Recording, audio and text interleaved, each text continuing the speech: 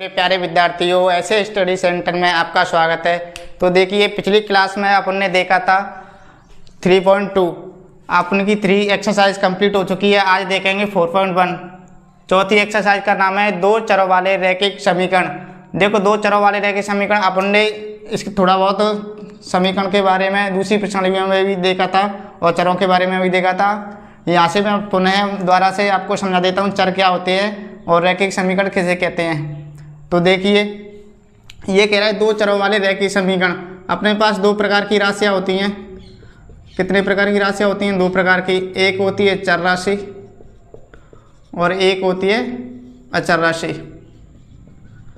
अचर राशि अपने बहुपद में भी पढ़ा था चर के बारे में और चर के बारे में। देखो, कितने चरों वाले? दो चर वाले। चर कितने होने चाहिए? दो। अब मैंने वहाँ पे भी बताया था चर किसे कहते हैं, इनको कैसे डिनोट करते हैं, कैसे प्रदर्शित किया जाता है। तो अंग्रेजी वर्णमाला के किसी भी लेटर से लिखे हुए जो शब्द होते हैं, ये क्या है? चर है। ये चर का मतलब होता है चलायमान। प्रत्येक कंडीशन में इसका जो मान है वो चेंजेबल हो, बदलता रहे। और अचर का मतलब होता है संख्यात्मक मान, जैसे 3, 5, 7, 9। ये क्या होता है? अचर। ये जितना मान है उतना ही मान देगा। और ये क्या होते हैं? चर। चर का मान प्रत्येक कंडीशन में अलग अलग मान प्राप्त होता है। तो आपको समझ में आ गया चर क्या होता है और अचर क्या होता है। ये छोटी सी जानकारी रखनी है चर और अचर के बारे में। अब देखिए, ये कह रहा है दो चरों वाले रैखिक समीकरण। अब रैखिक के बारे में भी मैंने बताया था दूसरी प्रश्नावली। रैखिक का मतलब किसी भी चर की घात, यानी चर की घात। चर की घात कितनी होनी चाहिए? एक होनी चाहिए। तो वो कैसा समीकरण होता है? रैखिक समीकरण। अगर दो हो तो कैसा होता है? द्विघात समीकरण। तीन हो तो त्रिघात समीकरण। तो यहाँ पे चर की घात कितनी होनी चाहिए? 1। तो वो क्या कहलाएगा? रैखिक। अब समीकरण देखो, उसमें आपने पढ़ा था व्यंजक पढ़ा था। व्यंजक का मतलब होता है बराबर में कुछ भी नहीं लिखना। जैसे व्यंजक, जैसे 2x + 3y, ये क्या है? व्यंजक है एक। ये क्या है? व्यंजक। अगर मैं इसके बराबर में यहाँ पे 0 लिख दूँ तो ये क्या बन जाएगा? समीकरण बन जाएगा। तो ये समीकरण हो गया। अब देखो, दो चरों वाले, इसमें दो चर है। एक क्या है? x है और दूसरा चर क्या है? y है। तो ये दो चरों में क्या हो गया? रैखिक समीकरण। अब देखो, प्रत्येक चर की घात भी एक है। इसमें x की घात कितनी है? 1 और y की घात भी कितनी है? 1। तो प्रत्येक चर की घात कितनी है? एक। और एक घात को किसी भी चर के ऊपर रखते नहीं है, केवल ऐसे प्रदर्शित करते हैं। अब देखेंगे रैखिक समीकरण का व्यापक रूप। दो चरों वाले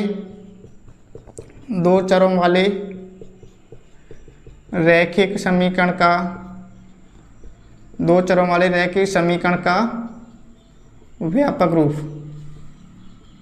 देखो, दो चरों वाले रैखिक समीकरण का व्यापक रूप क्या होता है? इसको लिखते हैं ax + by + c = 0। ये होता है दो चरों वाले रैखिक समीकरण। यहाँ पे चर कौन कौन से हैं? यहाँ पे चर क्या है? चर है इसमें x, y और a, b, c। ये क्या है? वास्तविक संख्याएं। a, b, c अपने पास क्या है? वास्तविक संख्याएं। तो ये चीज़ नोट कर लेना आप। प्रश्नावली से पहले ये चीज़ नोट कर लेना कि दो चरों वाले रैखिक समीकरण का व्यापक रूप क्या होता है? ax + by + c = 0। यहाँ पे चर क्या क्या है? x और y। देखो, x, ये x है, दूसरा चर क्या है? y। तो x, y दो चर हो गए। a, b, c क्या है? ये वास्तविक संख्याएं। यानी ये चर का गुणांक, x का गुणांक क्या है? a, y का गुणांक क्या है? b, और c क्या होता है? अचर मान। ये सब कैसी हैं? वास्तविक संख्या। यहाँ पे माइनस में भी हो सकती है ये, लेकिन अंडर-रूट माइनस में नहीं हो सकती है। अंडर-रूट माइनस में चलिए तो वो कैसे हो जाती हैं? काल्पनिक संख्याएं। तो एक बार इसका स्क्रीनशॉट ले लीजिए, फिर अपन प्रश्नावली स्टार्ट करते हैं। ये चीज़ ध्यान रखनी है तुम्हें, ये चीज़ काम की चीज़ है। इसका व्यापक फॉर्म क्या होती है और चर कौन कौन से होते हैं। और चर और अचर के बारे में आपने पहले भी पढ़ लिया और आप भी बता दिया। अगर चर की घात 1 हो तो उसको रैखिक बोलते हैं। तो ये दो चर वाले रैखिक समीकरण का व्यापक रूप हो गया। अब देखें प्रश्नावली 4.1 के क्वेश्चन नंबर 1 देखते हैं अपन। ये कह रहा है एक नोटबुक की कीमत एक कलम की कीमत से 2 गुनी है। इसके लिए दो चरों वाला एक रैखिक समीकरण लिखिए। ये कह रहा है एक नोटबुक की कीमत है वो एक कलम की कीमत से 2 गुनी है। तो इसको निरूपित करने वाला दो चरों वाला एक रैखिक समीकरण लिखना है। देखो, इसने संकेत दिया है। मान लीजिए नोटबुक की कीमत x रुपये है और कलम की कीमत y रुपये है। ये संकेत किताब में तो तुम्हारे में दे रखा है, लेकिन एग्जाम में ऐसे लिखा हुआ नहीं आएगा। एग्जाम में कभी भी संकेत लिखे हुए नहीं आते हैं, ये तुम्हें खुद को अपनी बुद्धि से मानना पड़ेगा कि किसकी क्या मान है। तो देखिए यहाँ पे इसको सॉल्व करते हैं। इसने बोल रखा है कि नोटबुक को क्या मान लो x, तो यहाँ पर लिख देंगे हम माना नोटबुक की कीमत बराबर x रुपये। माना नोटबुक की कीमत बराबर क्या है x रुपये है। और क्या दे रखी है कलम, यहाँ पे मान लेंगे फिर कलम की कीमत बराबर 22 रुपये। ये चीज़ आपको माननी है पहले, सबसे पहले माना नोटबुक की अगर समीकरण बनाना है तो मैं रैखिक समीकरण, तो उसमें चर अपनी तरफ से मानने पड़ेंगे। एक की क्या मान लेंगे x और दूसरे की कीमत क्या मान लेंगे y। कीमत है या कुछ भी दे रखी हो तो देखो कीमत माननी हो या संख्या माननी हो तो अपन मान लेंगे ऐसे चर। अब यहाँ पे प्रश्नानुसार देखेंगे, प्रश्नानुसार प्रश्न में क्या कह रहा है, प्रश्न में कह रहा है कि नोटबुक की कीमत है वो कलम की कीमत से 2 गुनी है। तो प्रश्नानुसार नोटबुक की कीमत, एक नोटबुक की कीमत अपन ने क्या मानी है x, नोटबुक की कीमत क्या मानी है x। कितने की है, एक नोटबुक और एक कलम की, तो नोटबुक की कीमत x। फिर कह रहा है कलम की कीमत से 2 गुनी है, कलम की कीमत क्या मानी थी y से ये 2 गुनी है। दोनों को बराबर करने के लिए 2 का गुणा इसमें करना पड़ेगा। देखो ध्यान से पढ़ो इस चीज़ को, इसमें आप लोग गलती करते हो बार बार। नोटबुक की कीमत कलम की कीमत से 2 गुनी है, तो नोटबुक की कीमत x और कलम की क्या मानी थी y। अब ये 2 गुनी है तो 2 को इससे गुणा कर देंगे तो दोनों कैसे हो जाएंगे बराबर हो जाएंगे। अब देखो इसका पक्षांतर करना है तो ये क्या हो जाएगा x माइनस 2y बराबर 0। ये क्या हो गया, ये 2 चरों में क्या हो गया रैखिक समीकरण। यही क्या अपने का आंसर। तो आशा करता हूँ आपको क्वेश्चन नंबर 1 समझ में आया होगा। अब देखेंगे अपन क्वेश्चन नंबर 2। क्वेश्चन नंबर 2 देखते हैं अपन। सेकंड में कह रहा है निम्नलिखित रैखिक समीकरणों को ax plus by plus c बराबर 0 के रूप में व्यक्त कीजिए। यानी जो व्यापक रूप में मैंने अभी आपको लिखाया था उस रूप में व्यक्त करने हैं और प्रत्येक स्थिति में a b c के मान बताइए। a b c के मान बताने हैं कि a क्या है, b क्या है और c क्या है। तो फर्स्ट सवाल देखते हैं। पहले में लिख रहा है ये 2x प्लस 3y बराबर 9.35। 5 पे क्या है 12 लगा हुआ है। अब देखो इसको सॉल्व करेंगे तो सबको इधर ले आएंगे। देखो इस रूप में करना अपन को ax plus by plus c बराबर 0। बराबर के उस तरफ क्या रखना है अपन को 0 रखना है। सब जो भी चीज़ दे रखी है वो सब एक तरफ आनी है। अब देखो यहाँ पे लिख देंगे पक्षांतर करने पर, या ऐसे लिख दो व्यवस्थित करने पर। व्यवस्थित करने पर किस रूप में, इस वाले रूप में व्यवस्थित करेंगे इसको तो क्या हो जाएगा 2x प्लस 3y। इसको इधर लाएंगे तो माइनस का 9.35 बार बराबर 0। ये कर लिया हमने व्यवस्थित। समीकरण नंबर 1 दे देता हूँ मैं। समीकरण नंबर 1 व्यवस्थित करने पर ये हो गया व्यवस्थित। अब यहाँ पे करेंगे समीकरण, इसको नहीं दे रहा मैं समीकरण नंबर 1, इसको दे रहा हूँ 1। समीकरण 1 की तुलना, समीकरण 1 की तुलना ax plus by plus c बराबर 0 से करने पर, 0 से करने पर सबसे पहले मैंने क्या किया, इसको इधर ले आई, ये प्लस की है तो इधर आके क्या की हो जाएगी माइनस की बराबर 0। समीकरण 1 दे दिया इसको। फिर मैं कह रहा हूँ समीकरण 1 की तुलना ax plus by plus c बराबर 0 से करने पर। अब देखो x के गुणांक है वो क्या है a, और यहाँ पे x का गुणांक क्या है 2, तो a का मान कितना हो जाएगा a बराबर 2 और b बराबर, देखो y का गुणांक b है और यहाँ y का गुणांक क्या है 3, तो b बराबर कितना हो जाएगा 3। ऐसे c अचर पद c, यहाँ अचर पद क्या है माइनस का 9.35 पे बार। ये क्या हो गए अपने आंसर, ये तीनों क्या हो गए ए बी सी के मान, यही क्या है आंसर। अब देखो सेकंड में पहले से ही समीकरण क्या है व्यवस्थित है, ax plus by plus c के रूप में लिखा हुआ है तो सीधा ही लिख देंगे समीकरण की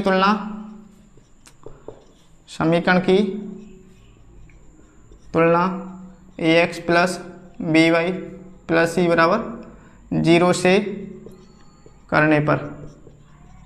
इसे करो तो देखो x के गुणांक में कोई ये नहीं है तो 1 मानते हैं अपन, 1 का किसी संख्या से गुणा करते हैं तो वही संख्या आते हैं, तो इसको 1 लिख लिया मैंने, 1 गुणा x। देखो इसका गुणांक कितना हो जाएगा 1, इसको ऐसे लिख सकता हूँ 1 गुणा x, तो a का मान कितना हो जाएगा 1 हो जाएगा। b बराबर देखो y का गुणांक क्या है इसमें, y का गुणांक इसमें माइनस का 1/5, तो यहाँ b का मान हो जाएगा माइनस का 1/5, माइनस का 1/5। अब देखो b का गुणांक y है और यहाँ y का गुणांक क्या है b, और यहाँ y का गुणांक क्या है माइनस का। अब देखो ऊपर 1 है और बट्टे में क्या है 5, तो 1/5 हो गया। अब देखो c का गुणांक, इसमें अचर पद क्या है c, और इसमें अचर पद क्या है माइनस का 10। तो यही क्या हो जाएंगे, इसके आंसर हो जाएंगे ABC के मान। ABC के मान ज्ञात करने हैं और समीकरण, रैखिक समीकरण ज्ञात करना है। अब देखो ये संख्या इधर है तो इसको इधर ले आएंगे, तो यहाँ पे लिख दो पक्षांतरण करने पर या व्यवस्थित करने पर कुछ भी लिख सकते हो। तो यहाँ पे लिख दूँ 6 को पक्षांतरण करने पर, 6 का पक्षांतरण करने पर करो, तो ये क्या जाएगा माइनस का 2x प्लस 3y। अब जब पक्षांतरण करते हैं तो उधर से इधर ला रहे हैं, तो उधर प्लस की इधर आके क्या की हो जाएगी ये माइनस की, माइनस का 6 बराबर 0। ये हो गया समीकरण नंबर 1। अब ये समीकरण इस रूप में तो आ गया ax plus by plus c, इस वाले रूप में आ गया। अब इसकी क्या करनी है अपन को, तुलना। तो समीकरण 1 की तुलना, समीकरण 1 की तुलना किस रूप में करनी है, ax plus by plus c बराबर 0 से करने पर करो। a की जगह क्या है इसमें, a बराबर क्या है माइनस का 2। देखो इसकी तुलना इससे कर रहे हैं अपन, a की जगह क्या है माइनस का 2 और b की जगह क्या है 3, तो b बराबर क्या है 3, c की जगह क्या है माइनस का 6, ये क्या हो गया माइनस का 6। बिल्कुल सिंपल सवाल है, कुछ नहीं करना है इसमें, इस वाली फॉर्म में करके इसको रैखिक समीकरण बना के और इससे तुलना कर देनी है, तो अपन को ABC के मान प्राप्त हो जाएंगे। तो आशा करता हूँ आपको क्वेश्चन नंबर 2 समझ में आया होगा। अब इसके कुछ पार्ट बचे हैं उनको भी देख लेते हैं अपन। देखते हैं, इसमें कह रहा है x बराबर 3y, ये इसको पहले रैखिक समीकरण में व्यक्त करना है, तो यहाँ से पक्षांतरण कर लेंगे। तो यहाँ पे लिखेंगे पक्षांतरण करने पर, पक्षांतरण करने पर, पक्षांतरण करेंगे तो क्या आ जाएगा x। और देखो ये 3y प्लस का है, इधर आके क्या हो जाएगा माइनस का 3y बराबर 0। यानी सबको इधर लेफ्ट हैंड साइड में लाना है, बाएं पक्ष में लाना है। ये क्या होता है बाएं पक्ष, ये क्या होता है दाएं पक्ष, सबको इधर लाना है, बराबर में क्या रखना है अपने को 0। तो ये हो गया अपने पास x माइनस 3y बराबर 0, ये वाला समीकरण बन गया। इसको दे दिया मैंने समीकरण नंबर 1। यहाँ पे मैं लिख दूंगा समीकरण 1 की तुलना ax plus by plus c बराबर 0 से करने पर, इससे करेंगे समीकरण 1 की तुलना ax plus by plus c बराबर 0 से करने पर। अब करो, देखो a की जगह क्या है इसमें बताओ, a की जगह अपन देखेंगे x का गुणांक क्या है 1 है, कोई गुणांक नहीं होता है तो अपन क्या मानते हैं 1 मानते हैं, तो x का गुणांक कितना होगा 1, और y का गुणांक क्या है, y का गुणांक माइनस का 3, और c बराबर क्या है, देखो c जो अचर पद है वो इसमें है ही नहीं, तो उसका मान कितना ले लेंगे अपन 0। तो ये क्या हो गए ABC के मान, तो इनके ये आंसर हो गए। देखो ऐसे 5th नंबर है, 5 वाला होमवर्क डाल देता हूँ मैं, आपको करना है सेम ऐसे की ऐसी है। क्या करेंगे पक्षांतर कर लेंगे, ये तो इधर प्लस का था तो माइनस का हो गया, ये पहले से माइनस का है तो इधर आके क्या का हो जाएगा प्लस का, इधर आके ये क्या हो जाएगा प्लस का। जैसे 2x प्लस 5y बराबर 0, ये मान लिया समीकरण 1। अब ये चीज़ लिखनी है तो मैं, और ABC के मान ज्ञात करने हैं। अब देखते हैं अपन 6 वाला पार्ट। 6 वाले पार्ट में कह रहा है 3x प्लस 2y बराबर 0। अब देखो 3x प्लस 2y बराबर 0, इसको मैं ऐसे व्यवस्थित करके लिख लेता हूँ 3x प्लस, देखो y वाला पद इसमें क्या है, इसमें लुप्त है, y वाला पद है नहीं, तो 0 गुणा y करके लिख सकता हूँ। 0 का गुणा किसी संख्या से करते हैं तो 0 ही आता है, और 0 वाला पद लिखा नहीं है, प्लस 2 बराबर 0। इस वाले को मैं ऐसे लिख लिया, ये इस वाले को क्या लिख लिया 0, क्योंकि 0 गुणा y से करेंगे तो 0 आएगा, 0 वाले को लिखते नहीं है तो क्या हो जाएगा वापस से 3x प्लस 2 बराबर 0। अब यहाँ पे लगाएंगे समीकरण, इसको समीकरण नंबर 1 दे दिया मैंने।